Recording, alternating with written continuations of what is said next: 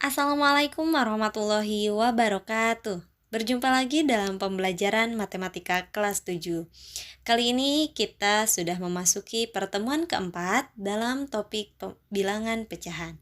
Insya Allah pertemuan kali ini menjadi pertemuan terakhir kita dalam materi bilangan bulat dan pecahan. Adapun materi yang akan kita bahas pada hari ini mengenai mengurutkan pecahan dan operasi bilangan pecahan. Oke, kita simak materi berikut ini.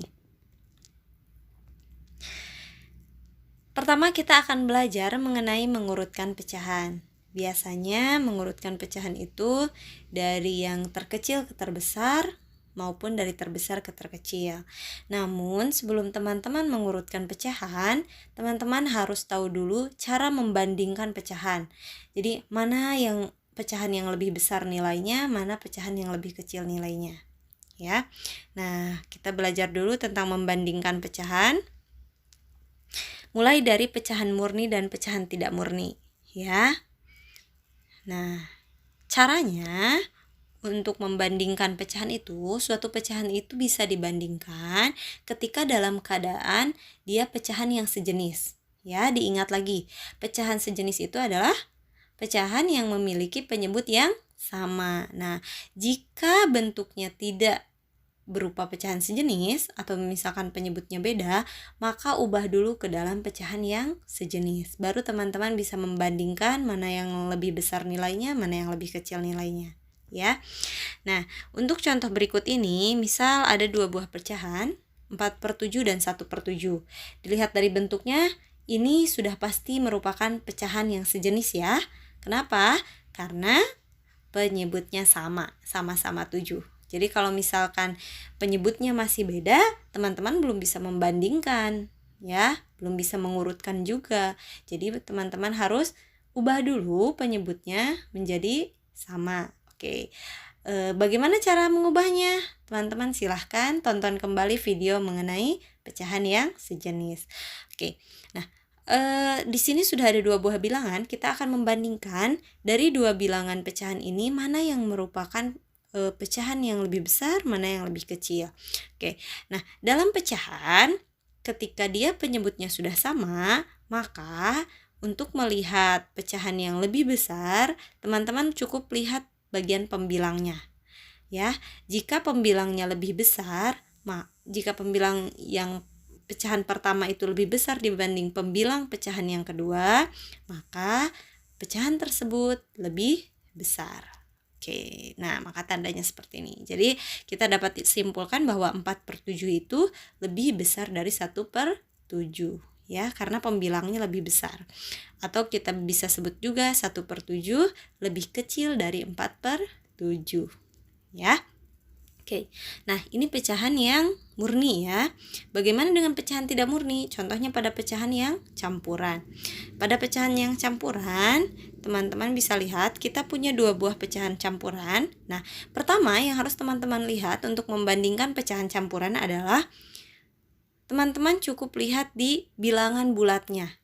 Oke, pecahan campuran yang pertama bilangan bulatnya adalah 1. Sedangkan pecahan campuran yang kedua bilangan bulatnya adalah 4.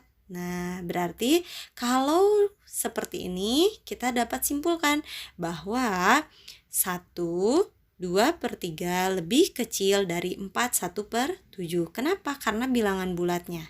Jadi bilangan bulat yang pertama lebih kecil dari bilangan bulat yang kedua, ya.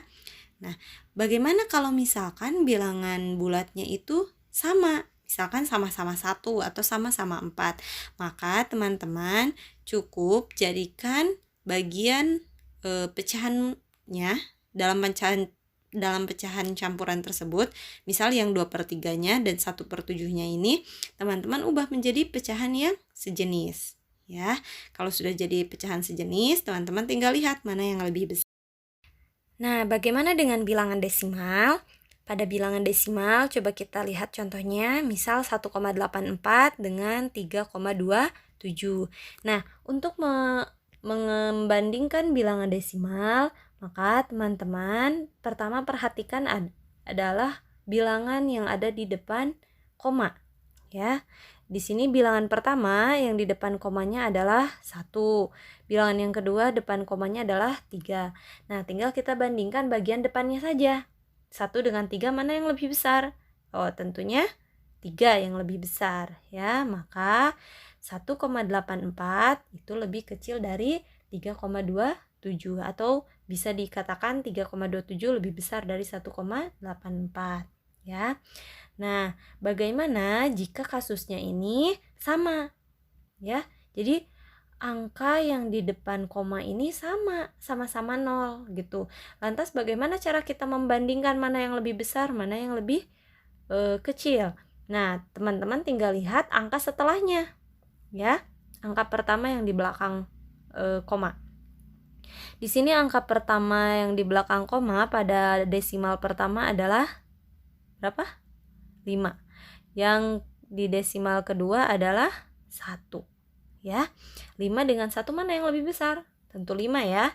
Maka kita dapat simpulkan bahwa 0,5681 itu lebih besar dari 0,1922 ya.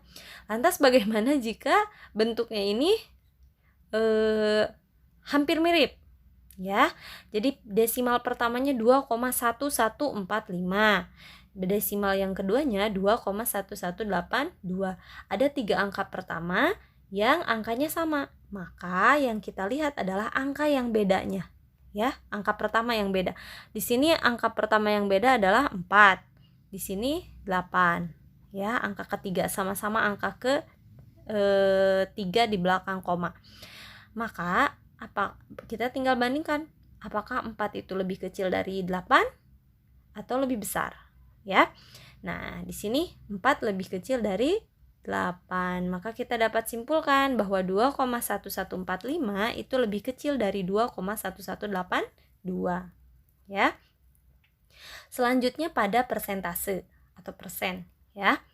Nah, kalau persen ini lebih mudah seperti membandingkan bilangan biasa, ya. Misalkan 25% dan 15,9%. Seperti halnya membandingkan bilangan bulat maupun bilangan desimal. Nah, di sini kita tinggal lihat aja nilai persen yang besarnya yang mana atau nilai persen yang kecilnya yang mana. Jadi di sini kita dapat sebut bahwa 25% itu lebih besar dari 15,9. Ini sudah cukup jelas ya, teman-teman bisa membandingkan secara langsung. Begitupun dengan 87,25% dengan 37%. Ya, teman-teman pasti langsung menjawab, ini pasti tandanya lebih besar. Ya, betul. Ya. Oke. Nah, itu cara membandingkan pecahan. Nah, kalau teman-teman sudah bisa membandingkan pecahan, maka teman-teman bisa mengurutkan mana urutan dari yang terbesar ke yang terkecil, begitupun sebaliknya dari yang terkecil ke yang terbesar, ya. Kalau bisa membandingkan pecahan. Oke. Yang selanjutnya adalah kita akan mengurutkan pada bilangan yang berbeda. Jadi di sini bilangannya itu ada pecahan, ada desimal, ada persen, ya. Lantas cara mengurutkannya itu seperti apa? Oke, contohnya misal kita punya soal 3/8, 1/4, 0,25 dan 75%. Nah, coba teman-teman perhatikan. Bentuk yang pertama itu berupa pecahan murni. Bentuk yang kedua itu pecahan campuran. Bentuk yang ketiga itu desimal dan yang keempat itu persen. Nah, kalau seperti ini kan susah ya, kita membandingkannya seperti apa? Maka caranya adalah, cara yang pertama, teman-teman ubah keempat bentuk ini ke dalam pecahan biasa atau pecahan murni. Ya. Maaf, pecahan biasa. Oke. Jadi bentuknya itu seperti halnya yang 3/8. Ya. Nah, maka kita ubah satu persatu. Pertama, yang 3/8 tidak usah diubah ya, karena dia sudah berbentuk pecahan biasa. Oke. Nah, yang 1/4 kita ubah dulu ke dalam bentuk pecahan biasa. Nah, ingat lagi caranya pada pembahasan mengenai pecahan murni dan pecahan tidak murni, dan cara mengubahnya seperti apa, teman-teman bisa diingat kembali ya. Oke, nah caranya berarti kita tinggal kalikan 4 dikali 1, lalu hasilnya nanti ditambah 1, ditambah dengan pembilangnya ya. Oke, 4 kali 1 adalah 4, 4 tambah 1, 5. Nah, penyebutnya tetap sama yaitu 4. Jadi yang kedua kita ubah menjadi 5/4. Nah, selanjutnya yang 0,25. Nah, teman-teman pelajari lagi cara mengubah desimal ke pecahan biasa. Oke, pertama kita ubah dulu menjadi 25/100. Oke, 75%. Nah, ini sangat mudah ya. Persen. Sen itu artinya 100. Jadi per 100, 75/100. Ya. Nah, sudah seperti ini. Karena yang 25/100 dan 75/100 ini bisa disederhanakan, kita sederhanakan dulu agar tidak pusing nantinya ya, karena angkanya terlalu besar. Oke, 3/8 tetap 3/8, 5/4 tetap 5/4. Nah, 25/100 kita cari EPB-nya berapa ya. EPB-nya adalah 25, kita bagi pembilang dan penyebutnya dengan 25, maka hasilnya menjadi 1/4. Begitupun yang bentuk keempat, 75/100, EPB-nya adalah 25. Kita bagi pembilang dan penyebutnya, maka hasilnya jadi 3/4. Ya. Oke, nah sekarang kita sudah mendapatkan bentuk sederhana dari masing-masing bentuk awalnya ya. Sudah mendapatkan bentuk pecahannya yaitu 3/8, 5/4, 1/4, dan 3/4. Nah, tinggal yang harus kita lakukan untuk mengurutkan bilangan seperti halnya tadi dijelaskan bahwa sebelum kita membandingkan, kita harus mengubah dulu ke dalam pecahan yang sejenis ya. Biar kita tahu ini lebih besar atau lebih kecil gitu ya.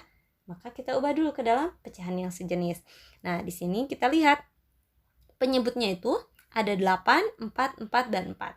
Ya, kebetulan ada 3 yang sama. Oke.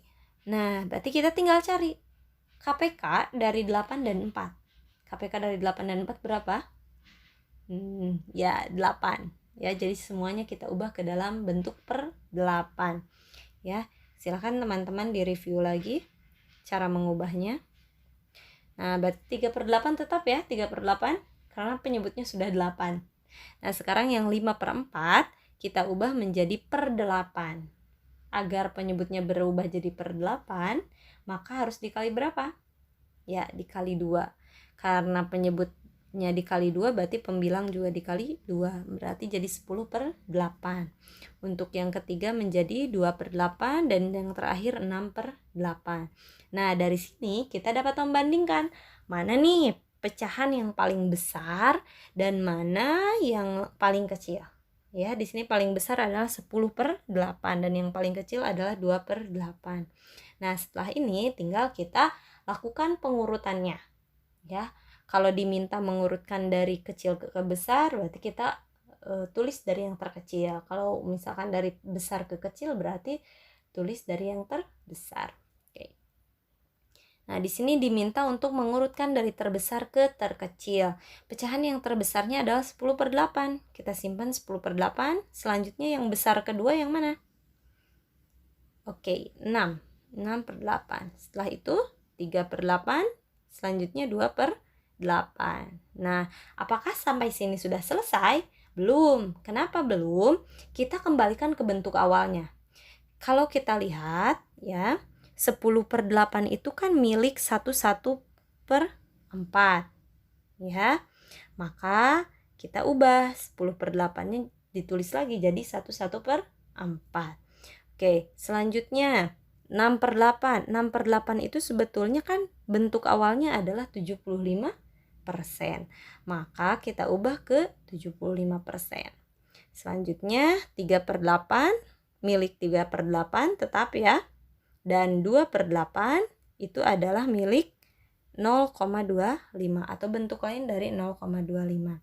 Maka yang kita tulis menjadi 0,25. Sehingga dari bentuk pertama, urutan dari terbesar ke terkecil adalah 1/1/4, 75%, 3/8, dan 0,25. Begitupun kalau kita mau mengurutkan dari terkecil ke terbesar. Ya, tinggal kita tulis dari yang paling kecil, 2/8, 3/8, 6/8, 10/8. Jangan lupa teman-teman kembalikan ke dalam bentuk awalnya. 0,25, 3/8, 75%, dan 1/1/4. Ini adalah urutan dari terkecil ke terbesar. ya. Jadi yang harus teman-teman ingat ketika menggunakan cara yang pertama ini atau mengubah ke dalam bentuk pecahan biasa, maka teman-teman harus mengubahnya menjadi pecahan yang sejenis dulu, ya. Oke. Nah, cara yang kedua yaitu kita lihat dulu ini soalnya, kita tulis ulang. Nah, cara yang kedua itu kita mengubahnya ke dalam bentuk desimal. Ya, jadi umumnya ketika kalian ingin mengurutkan itu bisa diubah ke dalam bentuk pecahan biasa seperti cara yang pertama atau kita ubah menjadi bentuk desimal. Ya, seperti halnya di cara yang kedua ini. Oke, teman-teman diingat lagi atau di-review lagi silahkan materi mengenai cara mengubah dari pecahan ke desimal. Ya. Nah, 3/8 kita ubah ke dalam desimal. Teman-teman bisa gunakan bagi kurung ya. Hasilnya adalah 0,375. Begitupun dengan 1/4. Nah, kalau pecahan campuran, di situ kan ada bilangan bulat ya, 1 di depannya. Nah, cukup yang teman-teman ubah menjadi desimal itu yang pecahannya aja, yang 1/4. Karena satunya nanti menjadi disimpan di bagian depan koma. Ya. Nah, 1/4 itu kalau dalam desimal menjadi 0,25. Berarti 1/4 menjadi 1,25. Jadi yang di depannya yang tadinya 0 itu diganti jadi 1 sesuai bilangan bulatnya. 0,25 tidak berubah ya, tetap 0,25 dan 75%. Ini diingat lagi dari cara mengubah persen ke desimal. Ya, 75% itu 75/100. Jadi 75 dibagi 100 yaitu 0,75. Ya. Nah, setelah seperti ini bagaimana cara mengurutkannya? Ya. Oke, cara mengurutkannya adalah seperti halnya tadi Ibu jelaskan pada saat membandingkan pecahan. Jadi teman-teman itu lihat dulu bagian bilangan yang di depan komanya. Di sini yang di depan komanya itu ada 0, 1, 0, 0 ya. Berarti yang paling besar yang mana? Kalau kita mau mengurutkan dari besar ke kecil ya. Nah, berarti yang 1 yang terbesar. Nah, berarti itu pecahan yang paling besar. Ya, untuk lebih jelasnya kita coba urutkan dari terbesar ke terkecil. Nah, pertama 1,25. Kenapa 1,25? Karena satu-satunya bilangan desimal yang di depannya atau angka di depan komanya itu adalah angka 1. Paling besar. Yang lainnya 0, ya. Nah, yang selanjutnya yang kedua yang mana? Di sini kan ada 0,375, ada 0,25, ada 0,75. Berarti kita lihat bilangan setelah koma yang paling besar yang mana? Ya, 0,75. Ya. Berarti yang selanjutnya 0,375 dan yang terakhir 0,25. Apakah sudah selesai? Belum. Kembalikan ke bentuk awal. Ya, selalu kembalikan ke bentuk awal.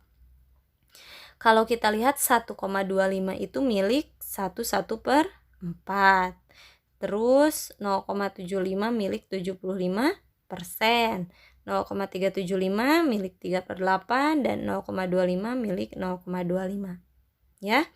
Maka kita urutkan. Berarti yang pertama yang terbesar adalah 1/4, 75%, 3/8 dan 0,25 ya. Nah, ini adalah bentuk desimal dari terbesar ke terkecil. Nah, sekarang sebaliknya dari terkecil ke terbesar. Yang terkecil ada 0,25, 0,375, 0,75 dan 1,25. Maka kita ubah ke dalam bentuk awalnya 0,25 tetap ya. 0,375 jadi 3/8, 0,75 adalah 75% dan 1,25 adalah 1/4. Nah, ini bentuk urutan dari yang terkecil ke yang terbesar. Silakan teman-teman boleh pilih salah satunya, boleh menggunakan pecahan yang mengubah ke dalam pecahan biasa atau mengubah ke dalam bentuk desimal. Ya. Oke, pembahasan selanjutnya yaitu mengenai operasi bilangan pecahan ya. Sama halnya seperti bilangan asli dan bilangan bulat, bilangan pecahan pun memiliki 4 operasi, yaitu tambah, kurang, kali, dan bagi. Nah, Pembahasan yang pertama kita akan bahas mengenai penjumlahan dan pengurangan. Ini Ibu jelaskan secara bersamaan. Kenapa? Karena karakteristik dan cara mengerjakannya itu sama ya, hanya bedanya pada tandanya saja, tambah dan kurang. Oke, sebelum kita melakukan operasi penjumlahan dan pengurangan, kita harus tahu dulu syarat yang harus dipenuhi, yaitu suatu pecahan dapat dijumlahkan atau dikurang jika pecahannya sejenis. Ya. Lagi-lagi kita harus mengubah ke dalam pecahan yang sejenis. Diingat lagi, pecahan sejenis adalah pecahan yang memiliki penyebut yang sama. Jadi samakan dulu penyebutnya, baru bisa dijumlahkan, baru bisa dikurangkan. Ya. Oke, kita lihat contohnya. Misal 1/5 ditambah dengan 3/5. Nah, karena ini pecahannya sudah sejenis, sudah sama penyebutnya, maka yang harus kita lakukan tinggal jumlahkan pembilangnya. Ya, bukan berarti 1 ditambah 3, 5 ditambah 5 jadi 4/10, bukan ya. Jadi pada pecahan itu yang dijumlahkan atau yang dikurangkan itu cukup pembilangnya saja. Penyebutnya tidak dijumlahkan, ya. Jadi yang atasnya saja. Tapi syaratnya penyebutnya harus udah sama, ya. Oke, maka ini sama dengan berapa? 1 tambah 3/5. Jadi penyebutnya tetap sama 5. Ya, tidak berubah jadi 10. Oke. Nah, hasil akhirnya adalah 4/5. Mudah ya? Mudah kalau dia sudah pecahan yang sejenis. Nah, bagaimana jika pecahannya itu berbeda jenis ya? Penyebutnya beda. Misal 7/8 ditambah dengan 1/2. Kita ubah dulu penyebutnya menjadi sama. Ingat kembali, untuk menyamakan penyebut kita cari KPK-nya. KPK dari 8 dan 2 itu berapa? Bukan 16 ya, tapi 8. Oke. Nah, karena pecahan yang pertamanya si 7/8 ini penyebutnya sudah jadi 8, berarti kita nggak usah ubah ya. Penyebutnya kan nggak berubah, berarti pembilangnya nggak berubah juga. Berarti tetap 7/8. Nah, tinggal kita mengubah yang 1/2 ini, kita ubah si penyebutnya jadi 8. Ya. Oke, 8 tetap karena sama tidak berubah. Ditambah dengan per 8. Jadi kita jadikan si 2-nya jadi 8. Nah, kalau teman-teman lihat, 2 agar menjadi 8 itu harus dikali 4. Ya, kalau si penyebut ini dikali 4, maka pembilang ikut dikali 4. 1 kali 4 adalah 4. Ya. Oke, maka kita peroleh bentuk yang baru, 7/8 tambah 4/8. Sekarang bentuknya sudah sama-sama per 8, tinggal kita jumlahkan pembilangnya. Berarti 7 tambah 4/8 sama dengan 11/8. Gitu ya. Gampang ya? Gampang, insya Allah.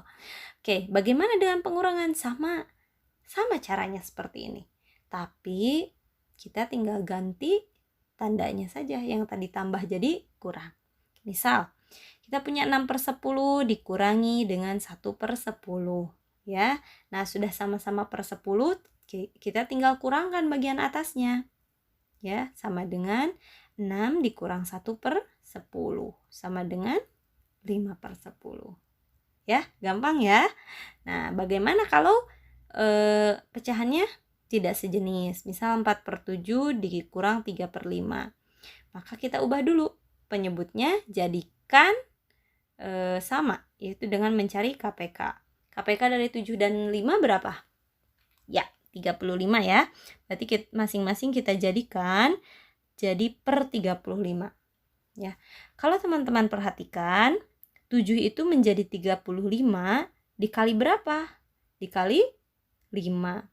Karena 7-nya dikali 5, 4 ikut dikali 5. 4 kali 5 berapa? 20. Oke, kita lihat pecahan yang kedua. 5 agar menjadi 35, kita kalikan 7. Nah, sekarang 3-nya kita ikut kalikan 7. Berarti 3 kali 7 adalah 24. 1. Oke. Nah, sudah sama sekarang penyebutnya, tinggal kita kurangkan bagian pembilangnya. Sama dengan 20 kurang 21 per 35. Lah Bu, kok hasilnya minus? Gak apa-apa ya. Ada kok pecahan yang minus. Sama dengan minus 1 atau negatif 1 per 35. Gitu ya. Itu cara penjumlahan dan pengurangan. Pastikan teman-teman ubah dulu ke dalam bentuk pecahan yang sejenis. Nah, sekarang mengenai pembagian. Nah, pembagian itu rumusnya sedikit diubah dari perkalian, ya. Yaitu pembilang per penyebut. Jadi, suatu pecahan, ada pecahan, pembilang penyebut. Nah, cara menyelesaikannya itu pecahan yang keduanya dibalik. Jadi penyebutnya disimpan di atas, pembilangnya disimpan di bawah. Tapi ini hanya pada pecahan yang kedua. Pecahan pertamanya tetap. Ya. Nah, terus cara menyelesaikannya gimana? Masing-masing dikali. Ya. Oke, misal kita 4/5 dibagi dengan 3/8. Ya. Nah, pecahan pertamanya tetap 4/5. Tapi yang 3/8-nya, pecahan keduanya, kita balik. Jadi 8/3. Ya, langsung dikalikan. Sama dengan, nah jadi 4 dikali 8, 5 dikali 3. Atau biasanya teman-teman itu mengenal dengan namanya kali silang. Ya, jadi 4-nya dikali 8, 3-nya dikali 5. Ya, gitu. Oke, 4 kali 8 per 5 kali 3 sama dengan 32 per 15. Nah, gitu. Mudah ya. Jadi pembagian pun tetap caranya dikalikan. Hanya perbedaannya dengan perkalian, pada pembagian, pecahan yang keduanya kita balik. Atau boleh teman-teman menyebutnya sebagai kali silang. Ya. Oke. Selesai sudah pembahasan kita mengenai pecahan. Untuk latihannya silahkan dikerjakan. Sudah Ibu kirimkan soalnya di Google Classroom. Sampai jumpa di pertemuan selanjutnya. Terima kasih. Wassalamualaikum warahmatullahi wabarakatuh.